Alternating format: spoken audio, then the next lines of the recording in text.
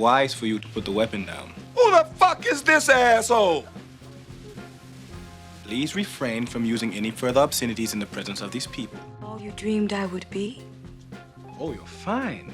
Beautiful. It's just that if we're going to be married, I thought we should talk to each other, get to know each other.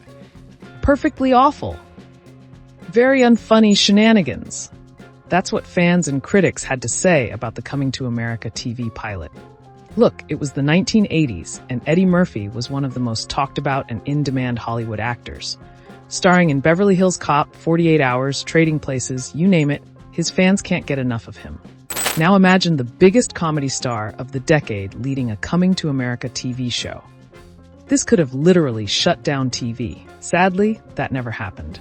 In fact, it almost brought down Murphy's high-rising career. Yes, you heard that right. The Coming to America pilot is a taboo topic rarely talked about. The odd thing is, the movie was a hit and a classic, but wait until you hear how the pilot turned out. Spoiler alert though, it was a disaster, and I'm about to spill every little detail. Following the success of Coming to America, which made nearly $300 million globally, Eddie Murphy's production company came up with a pitch for a weekly comedy series. This new TV version was not based on Eddie Murphy's character Prince Akeem of Zamunda, but it followed his younger brother Prince Tariq. Murphy never appeared in the pilot, but was co-executive producer. So what went wrong? Let's rewind to 1989, when the idea for a Coming to America TV show was pitched. The story was simple. Capitalize on Eddie Murphy's success and take us back to Zamunda. Yes, it was fantastic, and viewers couldn't wait. They anticipated Eddie's comedy, the unforgettable characters, and the lush world of Zamunda. But here's where things got interesting. The story did not cut it. Why? Ken Hecht was a writer who always brought his A game, but in this case he brought a B-. It wasn't exactly the royal family story fans expected. Ken was a fantastic Jewish writer who had little to no experience with Black pride or Black culture. Although he had written for Black sitcoms like Good Times, Webster, and Different Strokes, the world had changed by 1989. Imagine handing over a massive project like this to an inexperienced writer. How was he supposed to explore Black identity in modern-day reality? All you dreamed I would be? Oh, you're fine. Beautiful. It's just that if we're going to be married, I thought we should talk to each other, get to know each other. Hecht had zero clues on what it felt like. Would a zero-experience American write a perfect cookbook about Italian food? Never. But that's what happened here. Worse still, he took a know-it-all approach to comedy.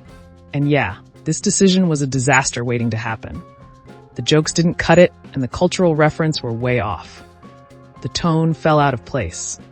It looked nothing like the Coming to America we fell in love with. The plot was supposed to work as a sequel to the film.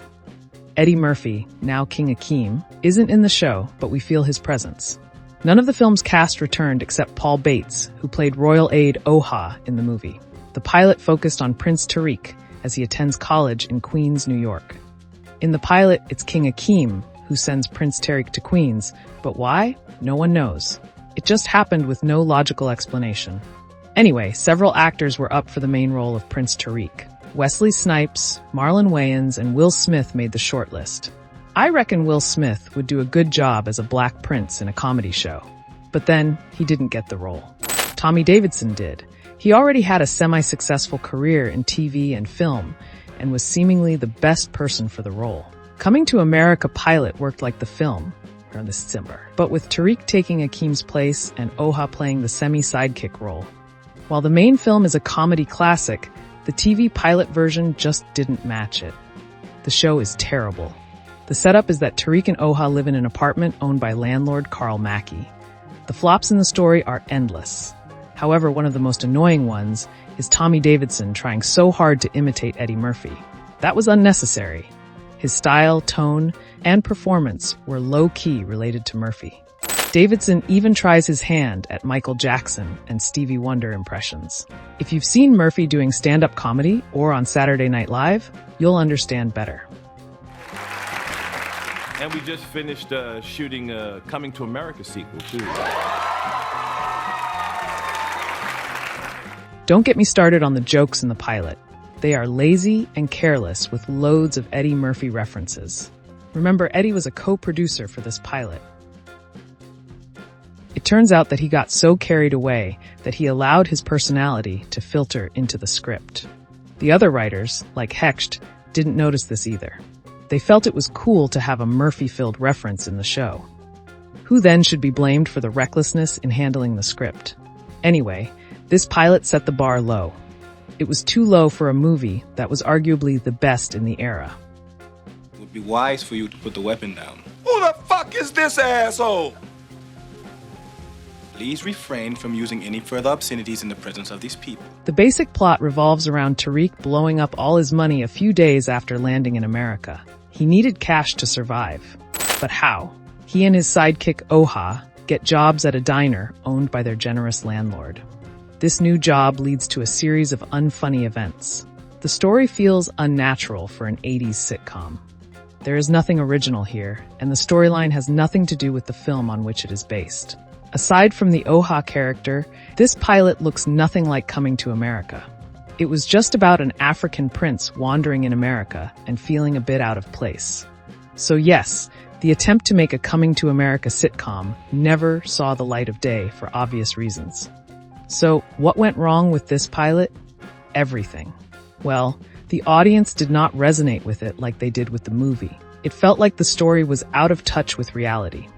Remember that Coming to America was more than a comedy. It was a social commentary wrapped in the correct dose of absurdity. It was funny. Yet, you cared about the characters. But the show? Nah, you didn't bother much about them. Some of the early test audiences were happy to see another angle of the story. However, most of them hated it. They thought the whole idea was embarrassing. It's like calling for a family reunion, and your uncle embarrasses everyone. And this pilot was an embarrassment, to say the least. The jokes weren't hitting, and the characters were not relatable. Let's just say the comedy was stale. The pilot had bad reviews and didn't make it past the planning phase. All I have to do to make money is acquire properties and buildings, hold them, and sell them at a profit. Your Highness, no one is good. Another reason for the failure was the casting. Tommy Davidson did a fantastic job, but the producers had their eyes on another candidate. They preferred Marlon Wayans, but it just didn't work out. Marlon had killed the role at the audition and would have brought a natural feel to it. Sadly, he had other commitments and couldn't be in the show. No doubt, Davidson is a fantastic actor. Unfortunately, he was in the wrong pilot. It was a dictatorship. He was forced to do what the producers said without airing his views. At the time, he was one of the biggest contenders to Eddie Murphy's throne as box office king. If this show had kicked off, he may have overthrown Murphy. We hear that Murphy didn't want that to happen and stylishly neglected the series.